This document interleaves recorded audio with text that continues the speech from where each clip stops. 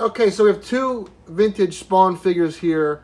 I rarely show packaging because I really don't care. I actually like when packaging is minimal or ugly, so I have no regrets about ripping it open. But I had these figures when I was younger, and we'll talk about collecting and what's unique about these two when I get them open. But I just felt you should see the packaging in case I'm also cooking, by the way. We do it all here on Toy Gains. I felt if you search for these on eBay like I did, you should see what the packaging looks like so you know. This is a Techno Spawn. His name is Steel Trap. And this is Rotar. This is a little older.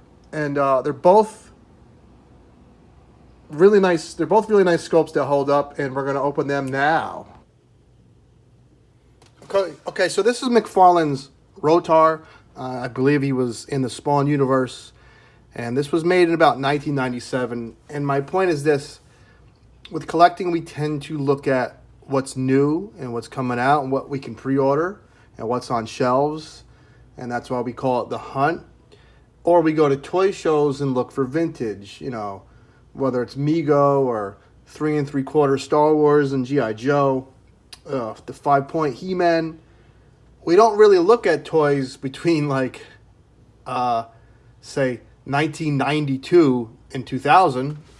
You know, maybe Spawn, just original Spawn stuff to have in our collection. Maybe He-Man when he went to space, the New Adventures of He-Man.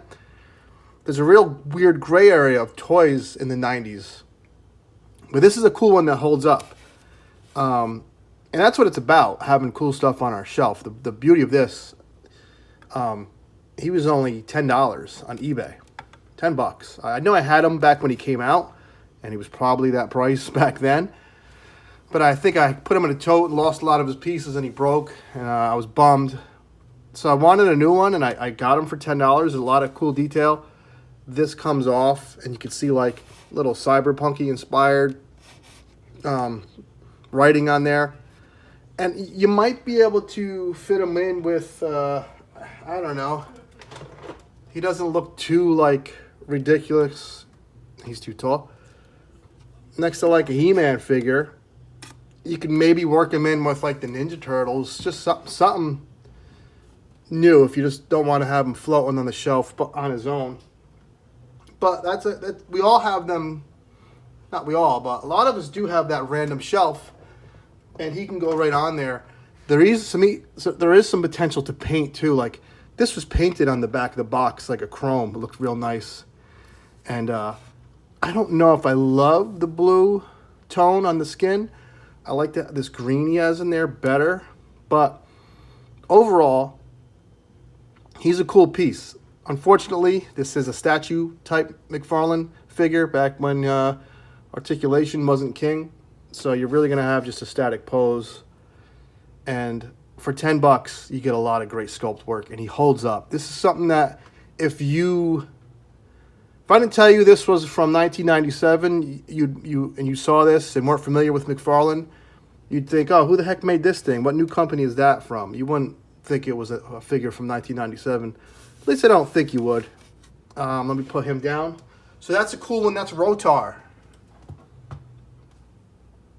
This guy's from 1999. And this is something you would see right out of Horizon Zero Dawn. He made a gorilla. He made an ostrich, I believe. And he made... There's one more animal he made. A rhino? No, a boar. But what's cool about this guy, and the jaw's articulated, he is the same size, maybe a little bigger, as that crocodile, alligator, that Crocmaster came with.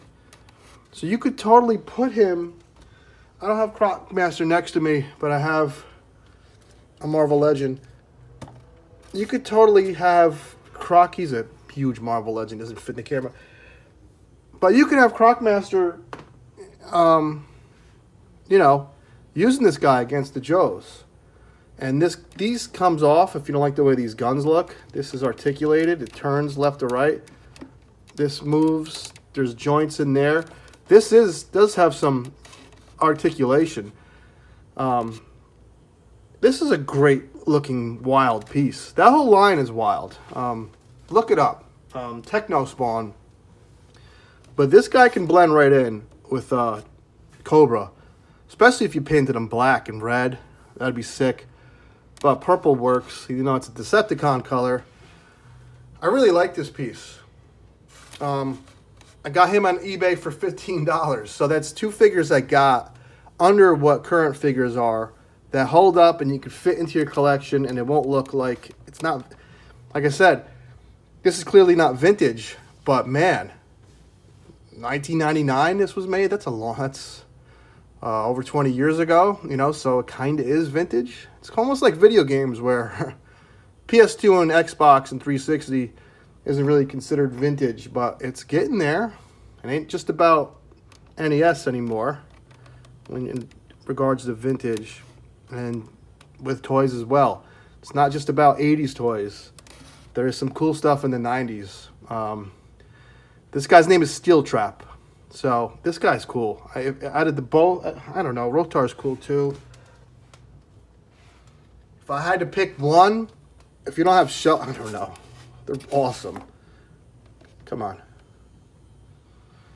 Anyway, just wanted to talk about these guys. I picked them up. I had them when I was younger. I lost them. Got them both on eBay. So, what'd I say? $10, $15 with shipping. Take care. Have fun.